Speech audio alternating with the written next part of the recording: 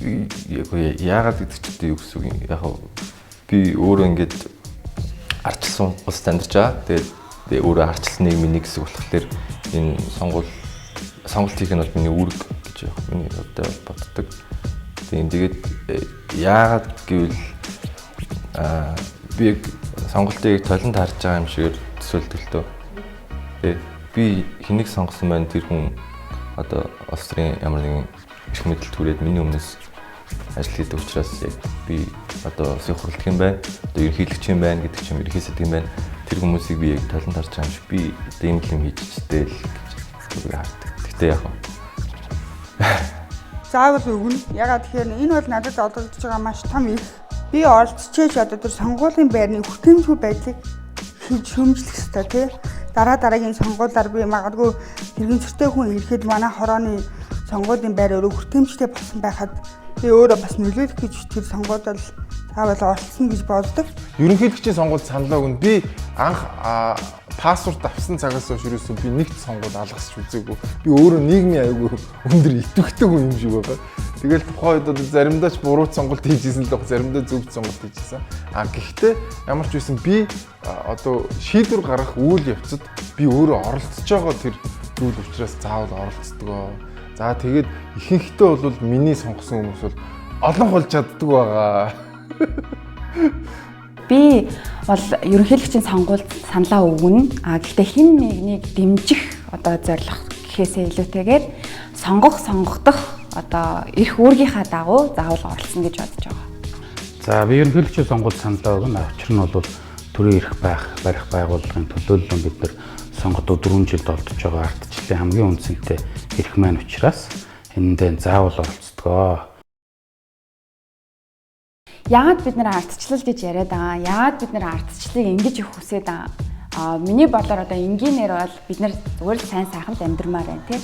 Тэгэхээр сайн сайхан амьдрахын тулд ардчлалыг одоо мэдрэхийн тулд хамгийн гол бид нар бол иргэн хүн болгоны тууштай оролцоо байх хэрэгтэй юм болов уу гэж би бодож байна. Юунд оролцох вэ гэхээр ялангуяа энэ сонгуулиар дамжуулж сонгосон одоо тэр хүмүүстэйгээ хамтарч ажиллах нэгдүгээрт, хоёрдугаарт тэр хүмүүст өөрсдийнхөө юу хүсэж байгаа дуу хоолой хүргэх. Тэгээд дээрэс нь бас хийж байгаа зүйлийг бид нэр эргээд хянж чаддаг байх те. Энэхийн тулд одоо иргэн бидний тууштай оролцоо хамгийн одоо чухал юм болов уу гэж бодож байна.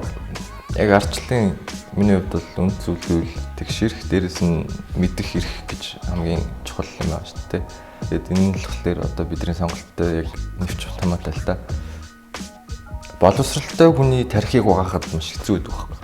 Тэ юм мэддэг хүнийг наанаас нь хичнээн худлаа юм ярихлаар бачуудлаачдаг шүү. Дотроо ингээд бодоод байждаг тэ. Тийм учраас нийгэм боловсралтай байж одоо тархиа угаалгахгүй байх хэрэгтэй. Боловсралгүй нийгэм ухруулах амарч. Яг нэгдүгээрт карат бус мэдээлэлтэй байх хэрэгтэй. Одоо аль нэг нам юм босч юм уу те. Ингээд одоо ингээд нүддэг штеп ингээд одоо сошиал медиа, телевиз юу дээр радио бүх юм. Яг тэгж бүр мянган үдсэн ч наадах чинь ямар ч хэрэггүй ажиллаа өгшөн гэдэг нийгэмтэй байхын тулд нийгмийн боловсралтай байх хэрэгтэй. Тэгээд мэдээж чөлөөт харат бус хэл мэдээлэлтэй байх хэрэгтэй.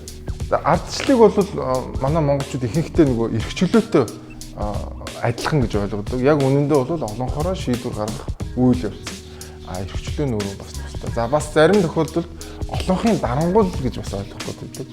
За ардчлал гол нь одоо энэ олонхороо шийдвэр гаргаж байгаа процесс нь хувь хүний тэр заяагдмал эрхийг одоо хамгаалж ийж тэ энэ эрхүүд нь өөрөө хуулиар баталгаажж ийж энэ ардчлал маань өөрөө одоо жинхэнэ ёсоор амь олдог байгаа.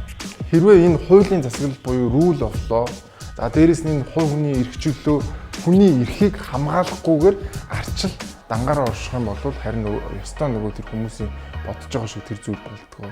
Тэгэхээр ардчлалын амин сүнс нь бол энэ хуулийн засаглал болон одоо хувь хүний эрх чөлөө юм байна шүү. Ер нь ардчлал гэдэг чинь ард түмний засаглал гэж ярьдаг шүү дээ.